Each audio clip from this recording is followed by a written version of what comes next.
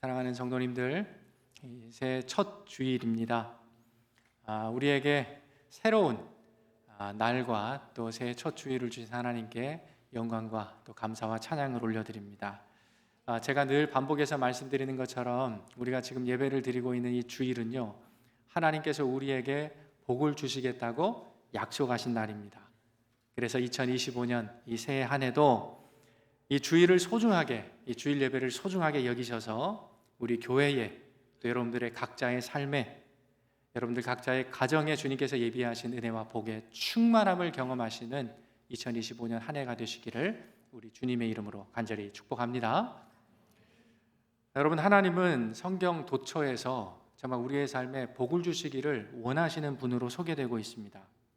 그런데 또 하나 중요한 것이 있어요. 하나님으로 복된 인생을 살게 하시는, 우리로 하여금 하나님으로부터 오는 그 복된 삶으로 나아가게 하시는 시작점이 있더라라는 거예요.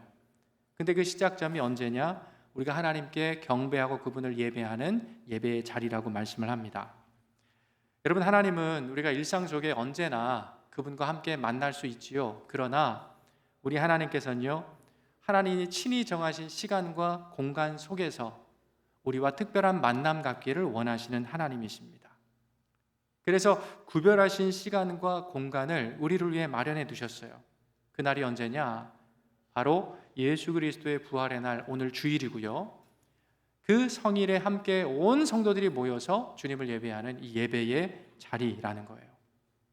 여러분, 구약 성경의 이 출애굽기라는 성경을 아시죠? 이 출애굽기를 보면 광야를 지나는 이스라엘 백성들에게 하나님께서 성막을 너희들이 만들어라 라고 말씀을 합니다. 성막을 만들라 하시는 데는 분명한 이유가 있지 않겠어요? 우리 인생도 어떻게 보면 광야와 같은 지친 삶 아닙니까?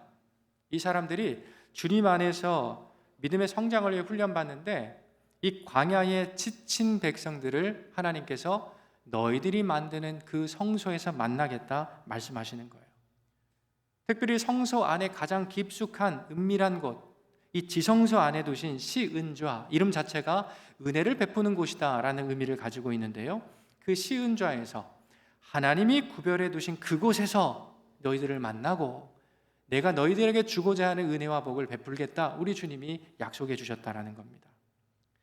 여러분, 이렇게 하나님이 구별해 두신 이 공간, 주님이 특별히 마련하신 그 공간 가운데 우리는 주님을 만나게 되는 거죠. 그리고 우리에게 복 주시겠다고 약속하신 하나님은요, 이스라엘 백성들에게, 자기 백성들에게 여러 기념일들을 허락해 주셨어요. 우리가 잘 알듯이 유월절, 초막절, 칠칠절, 대속죄일, 나팔절, 이 모든 절기들의 기본이 되는 날이 있는데요, 이것이 안식일입니다. 그래서 이 안식일을 구별해 두시고 이 날을 복 주십니다. 이때 내가 너희를 만나겠다, 너희들에게 예비한 복을 내려주겠다, 우리 주님이 약속하고 계시다라는 거예요. 이렇게 하나님이 정하시고 구별하신 장소와 그 시간이 중요한 이유가 있습니다. 하나님이 구별하셨기 때문이에요. 그리고 하나님께서 그 날과 장소에 복을 주셨기 때문이에요. 그래서 오늘 우리가 구별된 이 날, 하나님께 온 성도들이 모여 예배하는 이 시간이 소중한 이유는 뭐냐? 이날 하나님의 약속이 우리 가운데 주어졌기 때문입니다. 그분의 말씀이 이곳 가운데 있기 때문이에요. 그래서 곧 복의 근원 되신 하나님을 만나는 임재의 자리가, 그래서 우리의 영이 새롭게 되고 변화되는 자리가 바로 예배의 현장이기 때문인 것입니다. 이처럼 우리 인생에 있어서 우리가 늘 추구하고 바라는 게 있잖아요. 생명, 화평, 참된 인생의 행복, 기쁨. 올 한 해도 이제 막 시작이 됐는데요, 살아갈 힘과 능력 공급받는 젖줄의 시간이 어디냐? 바로 거룩한 하나님이 구별하신 이곳에서 주님을 바라는, 주님을 만나는 예배의 현장임을 우리가 잘 기억해야 된다는 것입니다. 사실 여러분, 우리 싱가포르 한인교회가요, 바른 교회로 서는 데 있어서 또 하나님이 보시기에 기뻐하시는 교회로 서기 위해 가장 중요한 것도요, 우리가 예배를 통해 하나님을 만나는 거예요. 예배가 매우 중요하다는 것입니다. 성도님들, 혹시 들어보셨습니까? 하나님께서 우리 교회 공동체에게 주신 5가지의 거룩한 사명이 있다고들 얘기를 합니다. 저를 한번 따라해 보시겠어요? 예배, 전도, 교육, 성도의 교제, 봉사. 상식적인 거니까 좀 외워두세요. 다시 한번 예배, 전도, 교육, 교제, 봉사. 이 5개의 하나님이 우리 교회에 주신 거룩한 사명입니다. 그런데 하나님의 사명이 우리 교회를 통해 세상에 흘러나가는데 순서와 흐름이 있더라라는 거예요. 여러분, 예배에서 하나님의 말씀으로, 기도로 주님께 찬양 드리는 그 찬양 속에 우리가 하나님의 임재를 경험하잖아요. 하나님을 만나면 여러 가지 변화가 우리의 내면, 우리의 속사람 안에, 또 우리의 외면, 겉사람, 우리의 일상 가운데 나타나게 된다 말씀하십니다. 대표적인 변화가 뭐냐면 회개예요. 회개. 여러분, 회개를 어떻게 이해하시죠? 회개는 넓은 의미에서 우리의 삶의 방향을, 우리의 시선을 바로 예수 그리스도께로 돌이키는, 정향하는 그러한 것이 회개입니다. 사도행전 2장에 보면 성령 안에 이러한 변화를 경험했던 한 사람이 등장해요. 사도 베드로라는 예수님의 수제자예요. 이 사람이 수많은 사람들 앞에서 자신이 경험한, 그래서 자신의 영을 새롭게 하신 예수 그리스도, 그분의 복음을 많은 사람들 앞에 설교하기 시작합니다. 이 베드로의 입에서 흘러나오는 그 설교를 들은 사람들의 반응을 성경이 이렇게 묘사하고 있어요. 자, 사도행전 2장 37절입니다. 같이 한번 읽어볼까요? 그들이 이 말을 듣고 마음에 찔려 베드로와 다른 사도들에게 물어 이르되 형제들아 우리가 어찌할꼬 하거늘. 아멘. 여러분, 이 사람들의 반응을 이렇게 묘사합니다. 마음에 찔렸대요. 하나님의 말씀 앞에 내 삶이 노출되니까 마음이 찔렸대요. 그래서 이들이 한탄해요. 우리가 그럼 어찌해야 됩니까? 어떻게 우리의 영이 새롭게 될 수 있을까요? 우리의 인생이 복받은 삶으로 나아갈 수 있을까요? 여러분, 말씀으로 들려지는 하나님의 그 거룩한 영광 앞에서 어떤 반응이 일어난 것입니까? 내 삶에 숨겨져 있던 허물과 죄, 하나님이 기뻐하시지 않는 나의 삶의 모습이 드러나게 된 것입니다. 하나님이 기뻐하시지 않는 내 일상의 허물과 죄가 하나님으로부터 오는 그 복을 가로막고 있구나라는 것을 깨닫게 되니 어떻게 되는 거예요? 하나님 앞에 나의 죄와 일상의 부끄러움을 회개하고 나를 깨끗게 하시고 구원하신 예수 그리스도를 향해 우리의 시선과 우리의 마음과 삶이 돌이켜진다라는 겁니다. 여러분, 그런데요, 우리 하나님은 우리의 회개를 참 기뻐하시는 분이라고 말씀해요. 여기서부터 우리의 생각과 삶의 중심과 우리의 영혼이 새로워질 수 있기 때문에 그렇습니다. 그래서 성경을 보면 하나님이 제일 기뻐하시고 제일 관심을 갖는 사람을 이렇게 소개해요. 하나님 앞에 솔직한 사람입니다. 내가 하나님의 영광 앞에 죄인임을 솔직히 인정하는 사람이라고 말씀하고 있어요. 그래서 하나님은요, 회개하는 자를 그렇게 예뻐하시고 사랑하시고 소중히 여기실 수가 없다라는 겁니다. 시편 51편 17절의 말씀에서 범죄한 다윗이 하나님을 향해 참된 예배가 무엇인가를 이렇게 고백하고 있습니다. 제가 읽어드려요. 하나님께서 구하시는 제사, 예배는 상한 심령입니다.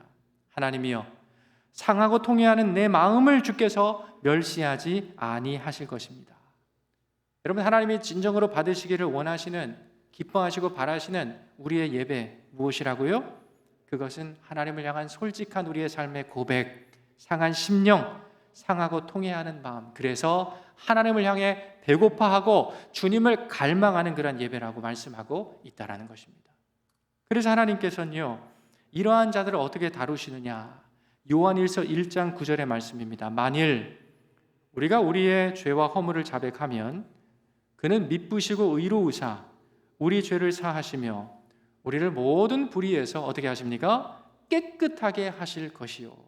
주님의 거룩함으로 우리를 회복시키셔서 하나님의 복을 가로막았던 장애를 하나님 그분이 제거하시고 우리의 삶에 그 은혜와 복을 충만히 나리워 주시는 하나님으로 우리에게 말씀하고 계시다라는 거예요. 그래서 여러분, 예수님의 시대에 세리와 죄인들이 구원받을 수 있었던 이유가 바로 여기 있는 거예요. 바리새인과 서기관들, 그 당시에 많은 사람들이 추앙하고 저 사람들은 하나님 나라에 가까운 사람들일 거야 라고 생각했던 바리새인 서기관들과 다르게 자신들이 죄인임을 알고 하나님의 긍휼을 구했던, 참된 예배로 주님 앞에 나아가 주님의 은혜를 경험했던 세리와 죄인들이 오히려 예수님의 말씀에 따르면 하나님 나라 천국에 더 더 가까운 사람들이었음을 성경이 우리에게 말씀한다는 것입니다. 여러분, 예배에서 우리가 하나님을 진실되게 만나잖아요. 그러면 우리 안에 반드시 주님의 영광 앞에 우리의 삶을 내려놓는 참된 회개가 나타나게 된다는 것입니다. 그래서 하나님을 만날 때 벌어지는 가장 원초적인 변화가 뭐냐라고 한다면 주님 앞에 나의 삶을 온전히 내려놓는 회개라고 얘기할 수 있는 거예요. 그래서 회개는 내가 예배 가운데 하나님을 참되게 만났는가 아닌가의 기준이 된다는 것이죠. 그런데 더 놀라운 것은 무엇인지 아십니까? 이 복음에는 참된 역설이 있다는 거예요. 하나님의 말씀 앞에서 내가 죄인임을 알고 자각되고 깨닫는 크기만큼, 그래서 하나님께 나의 죄를 인정하고 하나님을 간절히 갈망하는 크기만큼 하나님이 주시는 헤아릴 수 없는 기쁨과 희열을 우리는 예배의 현장 속에서 그분을 만나는 시간을 통해서 맛보아 알게 되더라라는 것입니다. 여러분, 이것을 사람의 말로 어떻게 설명하겠습니까? 놀라운 성령의 역사고요. 오늘 시인이 노래하고 있으며 얘기하는 기이한 하나님의 역사라고는 밖에는 우리가 설명할 수가 없다라는 거예요. 그래서 여러분, 예배에 임하시는 예수 그리스도 십자가의 은혜를 경험한 자들은요, 이처럼 세상이 줄 수 없는 용서받은 기쁨을 누릴 수 있는 것입니다. 또 세상이 줄 수 없는 구원의 기쁨과 감격이 우리 가운데 늘 새 영으로 회복되게 된다는 것이에요. 우리 성도님들은 주변에 용서해야 될 사람들이 있으십니까? 과연 누가 누구를 용서할 수 있을까요? 여러분, 용서라는 것은 아무리 가족이라도 내 힘으로 되는 게 아니에요. 내 경험, 내 힘으로 될 수 있는 게 아니라는 거예요. 이 예배를 통해서 내가 만난 하나님의 그 권능과 은혜, 그 구원받은, 그래서 내가 죄인이지만 하나님의 용서함을 받은 자다, 그 죄사함의 은총이 있는 자들만이 할 수 있는 게 무엇이냐? 바로 용서라는 것입니다. 그래서 여러분, 이렇게 예배를 통해 하나님을 경험하고 삶의 변화를 경험한 사람들은요, 또 다른 특징이 있어요. 중요한 특징이 있습니다. 내가 만난 하나님을, 나를 구원하신 예수님을, 나를 새롭게 하셔서 기쁨에 충만한 삶으로 나를 변화시킨 그 성령 하나님을요, 내 안에만 꽁꽁 모셔두는 것이 아니고 누군가 내가 사랑하는 사람들에게 그 기쁨을 나누기를 원한다라는 것입니다. 전에 몰랐던, 깨닫지 못했던 그 놀라운 구원의 은혜가 알게 되고 내 안에 회복되게 되니까요, 나를 새롭게 하신 그 주님을 사랑하는 가족들에게, 사랑하는 우리 이웃들에게 알리고 싶은 거예요. 나누고 싶은 거예요. 이게 얼마나 자연스러운 현상입니까? 이것을 우리가 뭐라고 얘기하죠? 전도, 선교라고 이야기하는 거예요. 여러분, 우리가 맛있는 음식점에 가서 맛있는 음식을 먹게 되면 가장 먼저 생각나는 사람이 있잖아요. 그 사람이 여러분이 제일 사랑하는 사람일 거예요. 이것처럼 예배를 통해 주님을 만나 세상에 줄 수 없는 기쁨과 우리 영의 회복을 경험하게 되면 그 기쁨을 주신 예수 그분의 복음을 우리는 나의 사랑하는 누군가와 자연스럽게 나누고 싶어 한다는 거예요. 그래서 여러분, 전도나 선교는 다른 것이 아닙니다. 전도나 선교를요, 뭐 큰 거라고 생각하지 마세요. 예수 그리스도를 내가 예배 현장 가운데 만나 새롭게 된 그 기쁨을 누군가와 나누는 것, 누군가에게 흘려보내는 것, 이것이 성경이 이야기하는, 주님이 우리 교회에 원하시는, 우리 성도의 삶에 기대하시는 전도고 선교라고 말씀한다라는 것입니다. 이것은 물론 다양한 방식으로 나타날 수 있어요. 그러나 핵심은 뭐냐? 내가 예수님을 만나 새 영으로 변화된 그 기쁨과 구원의 은혜를 그 누군가에게 흘려보내는 이것이 전도이고 선교라 말씀하십니다. 그리고 여러분, 예배에서 하나님을 만난 이 감격과 기쁨은요, 교회 안에서도 우리 지체들과 함께 나누지 않습니까? 이것을 뭐라고 하죠? 성도의 교제라고 이야기하는 거예요. 여러분, 얼마나 자연스러운 것인가요? 그래서 전도, 선교, 성도의 교제라는 것은 내가 뭔가 힘을 다하고 억지로 하는 것이 아니라는 겁니다. 예배 안에서 내가 주님을 만나게 되면, 구원의 은혜가 회복되게 되면, 내 영이 새롭게 되면, 나를 변화시켜 가시는 하나님과 동행하는 삶으로 우리가 나아가게 되면 성도에게 있어서 이러한 거룩한 사명, 삶의 모습은 너무나 자연스러운 일상의 모습이요, 우리 그리스도인들의 자연스러운 라이프 스타일이라고 성경은 이야기하고 있습니다. 여러분, 예배 안에서 이처럼 하나님을 만난 사람들의 특징이 또 있어요. 내가 만난 하나님을요, 더 알아가고 싶어요. 그분을 더 알고 싶은 열망이 우리의 영혼 속에 일어나게 된다는 것입니다. 그래서 여러분, 교회의 여러 프로그램에 참여해서 하나님을 더 알아가는 거예요.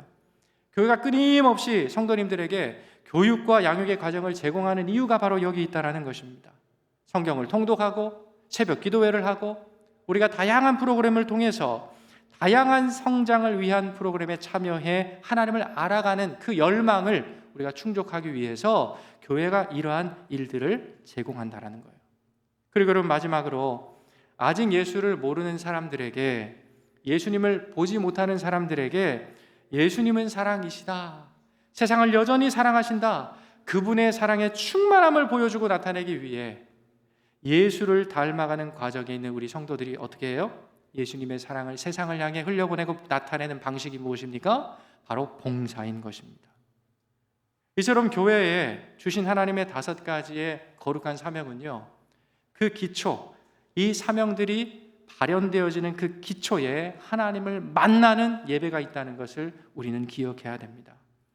예배 현장 속에서 하나님을 만나서 내용이 계속 새롭게 되고 살아나게 될 때, 하나님의 구원을 내가 경험하게 될 때, 그분의 용서를 체험하게 될 때, 하나님은 변화된 그 한 사람을 통하여 주님의 놀라운 일을 일으켜 가신다라는 거예요.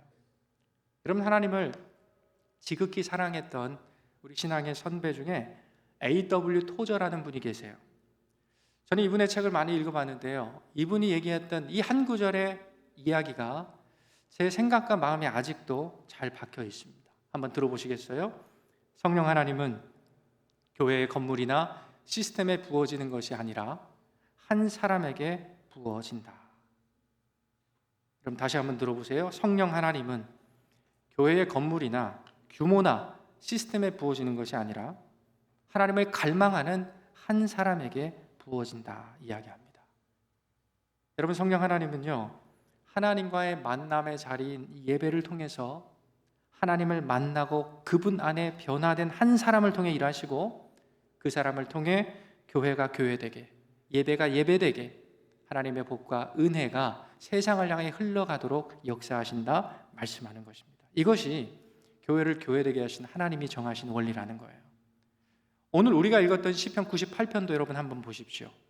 예배, 하나님과의 만남 속에서 그 영혼이 새롭게 된 감격과 기쁨을 어느 시인이 노래한 시편을 98편에 기록하고 있다는 것입니다. 성도님, 1절, 2절, 3절 짧은 구절을 우리가 보았지만 각 구절에 반복되는 단어를 여러분 캐치하셨어요? 자, 1절을 보세요. 여호와께서 구원을 베푸셨음이로다.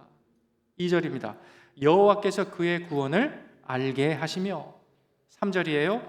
모든 것이 우리 하나님의 구원을 보았도다 말씀합니다.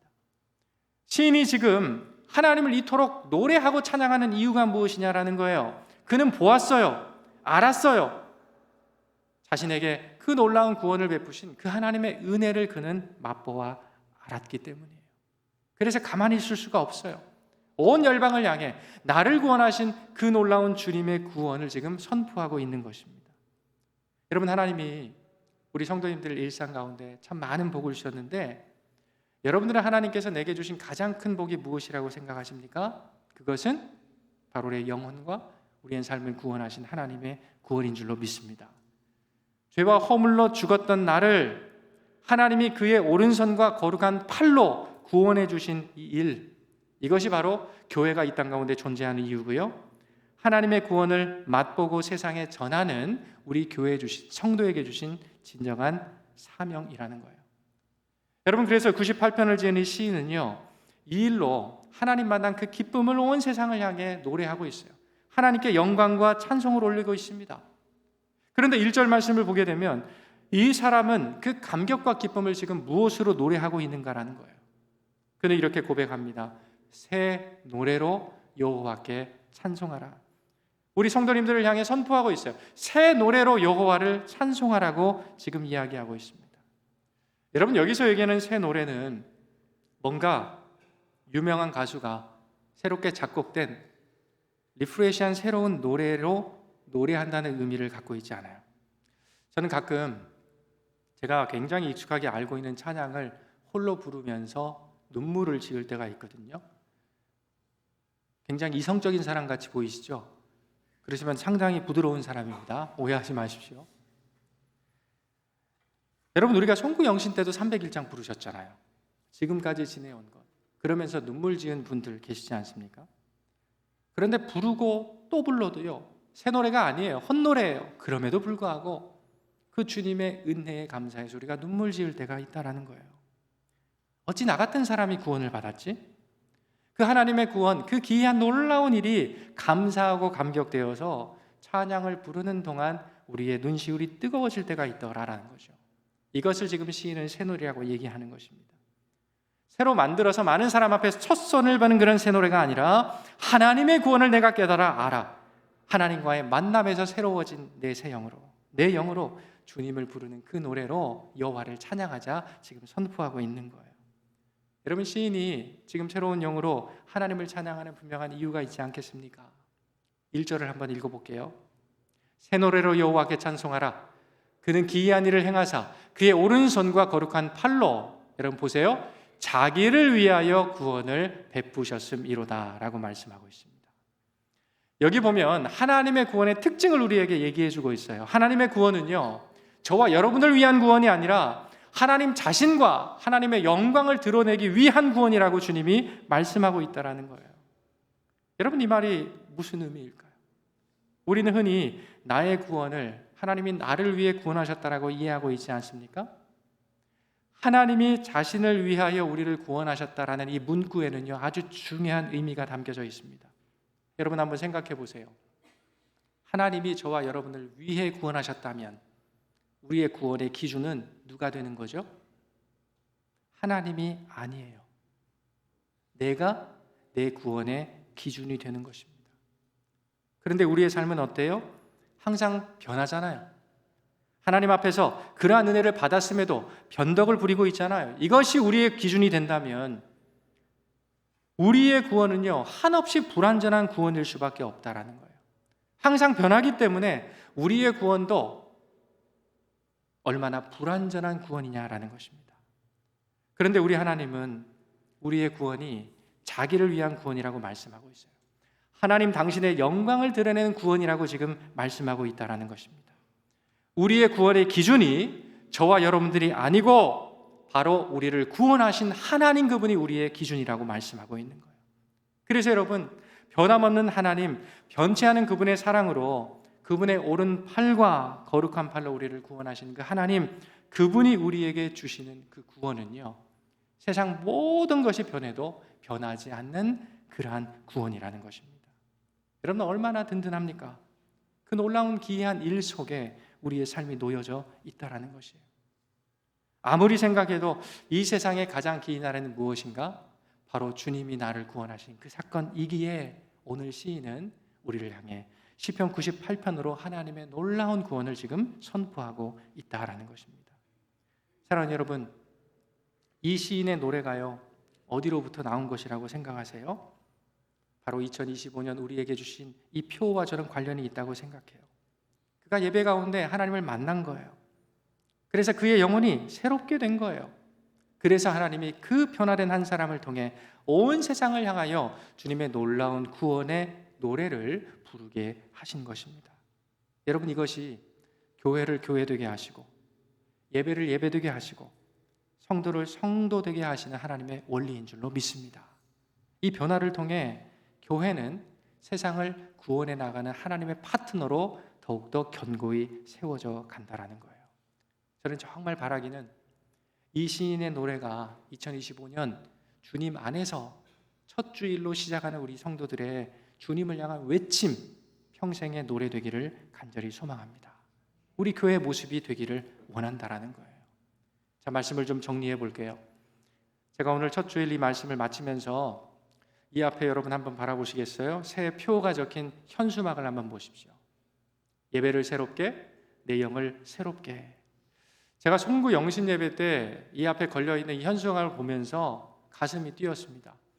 하나님께서 2025년 이 놀라운 일을, 현수막이 담고 있는 이 놀라운 의미를 우리 교회 가운데 우리 성도님들 삶에 이루시겠구나. 여러분, 한번 먼저 색깔을 보세요. 따뜻하세요? 차가우세요? 저는 굉장히 마음이 따뜻해옴을 느낍니다. 핑크 색깔 얼마나 따뜻해요. 우리 교회를 한 해 동안 우리 한 성도 한 성도를 통해 주님의 사랑으로 따뜻하게 물들어 가실 그 하나님을 소망하게 되었다라는 겁니다. 여러분, 현수막을 보세요. 아래 위를 보세요. 웨이브가 져 있지 않습니까? 제가 송구 영신 예배 때 이 웨이브를 보면서 그러한 꿈을 꿨어요.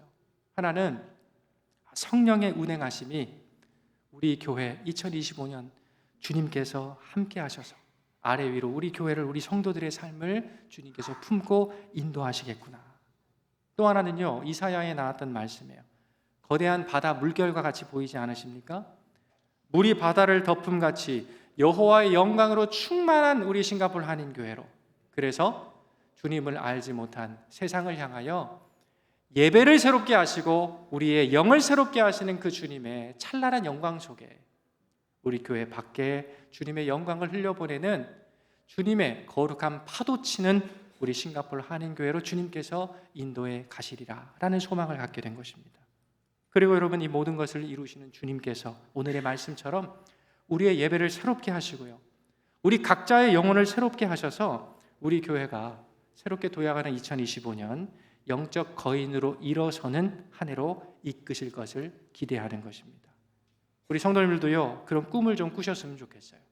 예배에 나오셔서 예배 드리고 현수막을 바라보실 때마다 우리 교회의 기이한 일을 이루셨고 또 새해 놀라운 일을 이루실 그 하나님을 기대하시면서 예배를 새롭게, 우리 영을 새롭게 하시는 그 주님과 함께 2025년 새해도 승리의 깃발 나부끼며 승리의 삶으로 더욱더 도약해 나아가시는 저와 여러분들이 다 되시기를 우리 주님의 이름으로 간절히 축복드립니다. 아멘. 기도하겠습니다.